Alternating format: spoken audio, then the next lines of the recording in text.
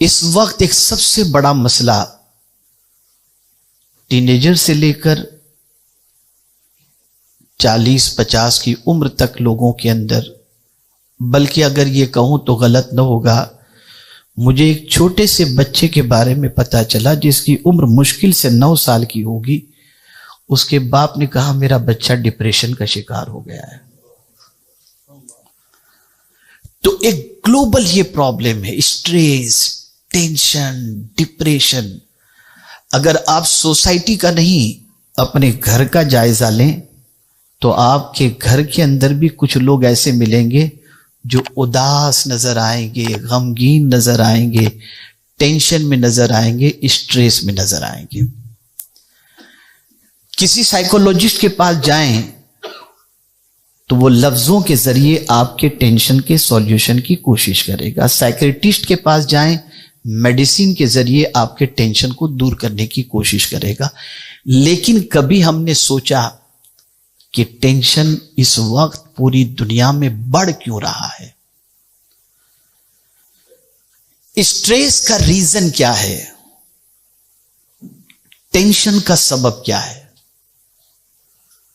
تو بہت سارے لوگ یہ کہتے ہوئے دکھائی دیں گے فیملی پرابلم، فائنینشیل پرابلم، آپس کا مسئلہ، یہ مسئلہ، وہ مسئلہ، محبت میں ناکامی، ایگزام میں ناکامی، اکانومی میں ناکامی، بزنس میں ناکامی، ان ساری چیزوں نے ٹینشن کے اندر ڈال دیا ہے. تو ایک سوال میں آپ سے پوچھتا ہوں، جو اکنامیکل اسٹرانگ ہیں، ایجوکیشنل اسٹرانگ ہیں، وہ اسٹریس میں کیوں ہیں؟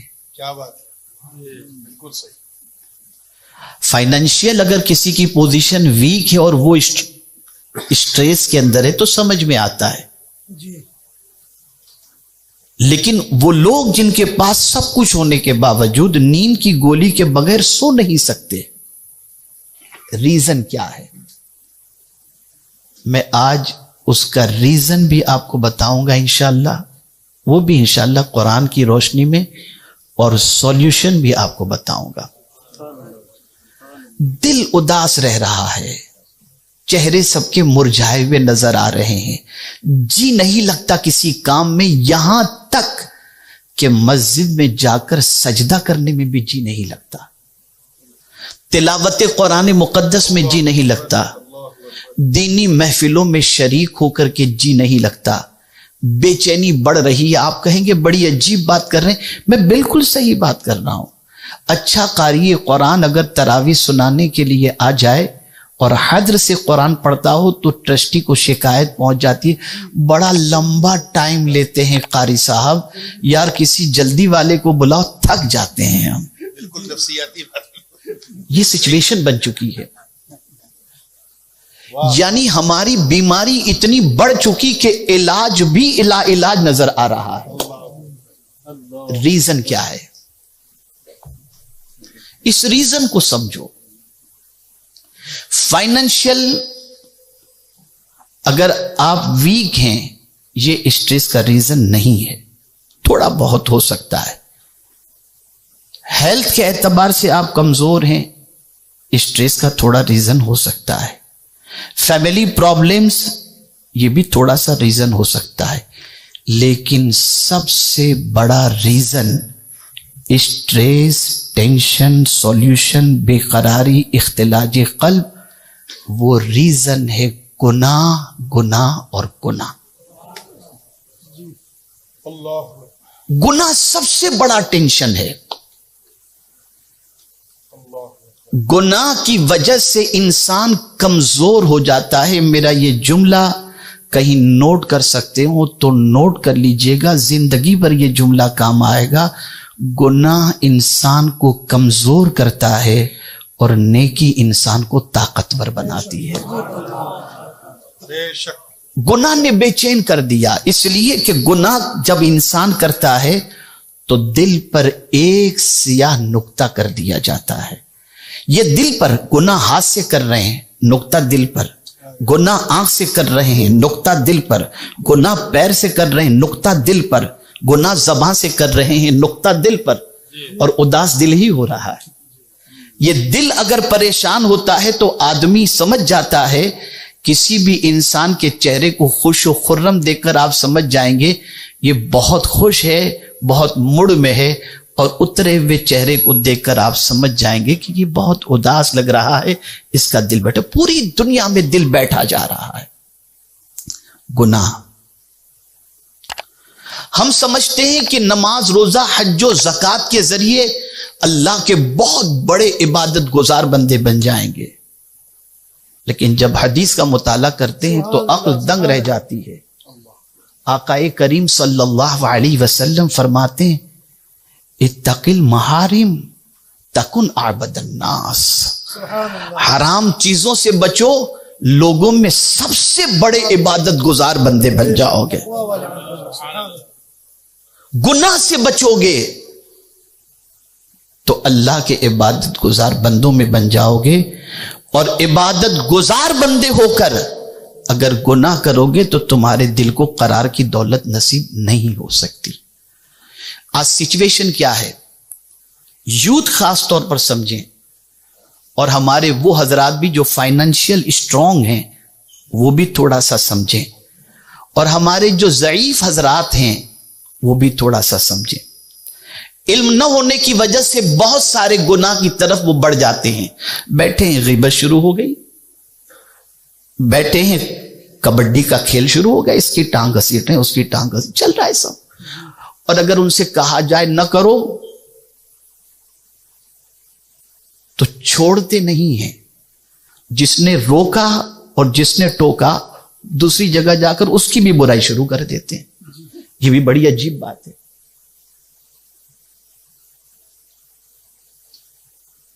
پوری دنیا میں گناہ پھیل رہا ہے، اور گناہ کو پھیلایا جا رہا ہے، اور اسی گناہ کے پھیلاؤ نے اور اسی گناہ کے مرتکب ہونے کی وجہ سے آج بے چینی بڑھ رہی ہے۔ آپ دیکھیں سیدنا فاروق اعظم رضی اللہ المولا تبارک و تعالی عنہ، جن کے پاس سیکیورٹی گارڈ نہیں تھے، باڈی گارڈ نہیں تھے، لیکن اللہ اکبر، درخت کے نیچے ریت کے اوپر چادر بچھا کر سو رہے ہیں۔ فورن منسٹر ملنے کے لیے آتا ہے، پوچھتا ہے امیر المؤمنین کہاں ہیں؟ تو مدینے میں کسی نے بتایا بکریاں چرا رہے ہوں گے۔ جب وہاں پہنچا تو بکری چرانے والا تو نظر آیا، اس سے پوچھا امیر المؤمنین کہاں ہے؟ کہا درخت کے نیچے سو رہے ہیں۔ وہ دیکھو جو سو رہے ہیں نا وہی امیر المؤمنین۔ وہ حیرت میں پڑ گیا کہ جن کے نام سے دنیا کانپتی ہے، جن کے نام سے ایوان باطل میں زلزلہ پیدا ہو جاتا ہے، وہ آرام سے درخت کے نیچے بغیر باڈی گارڈ کے سکون سے سو رہا ہے۔ جا کے قریب چہرے کو دیکھتا ہے، کانپنا شروع کرتا ہے۔ فاروق اعظم کی آنکھ کھلی، دیکھا کوئی باہری آدمی ہے، پوچھا کہاں سے آئے ہو؟ فلاں جگہ سے آیا ہوں، مجھے دیکھنے کے لیے بھیجا گیا کہ آپ نے کوئی لاہو لشکر تیار کر رکھا ہے، کیا وجہ ہے کہ جہاں آپ جاتے ہیں آپ کو فتح مل جاتی ہے، تو میں یہ دیکھنے کیا آپ ہی امیر المؤمنین ہیں؟ فاروق اعظم نے فرمایا ہاں۔ اب سنیے ٹینشن۔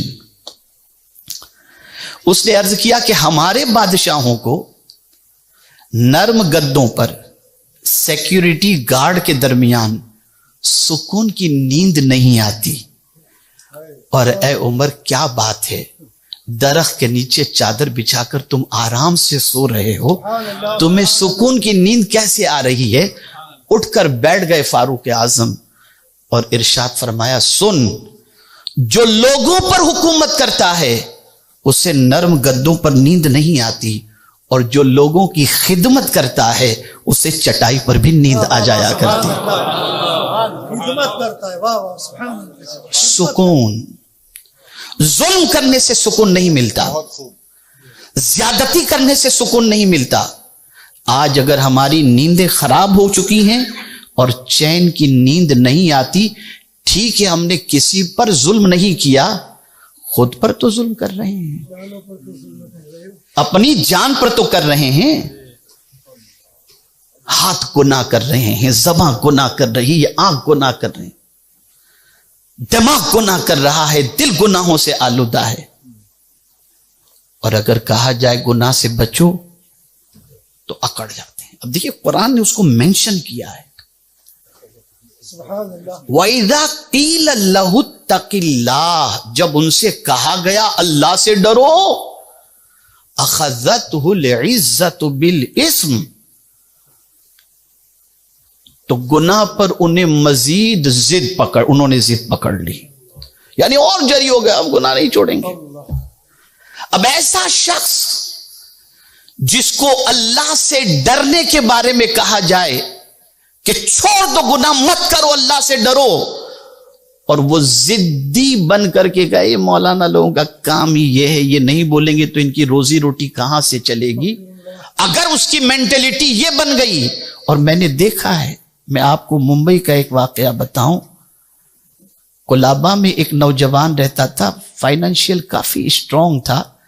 رمضان میں ہمارے علاقے کے اندر میں نے اس کو دوپہر کے وقت چائے پیتے دیکھا، تو میں نے اس سے کہا، میں نے کہا یار تم کیا کر رہے ہو، تم کم سے کم ماہ رمضان کا احترام تو کرو، غیر مسلم بھی ماہ رمضان کا احترام کرتے ہیں.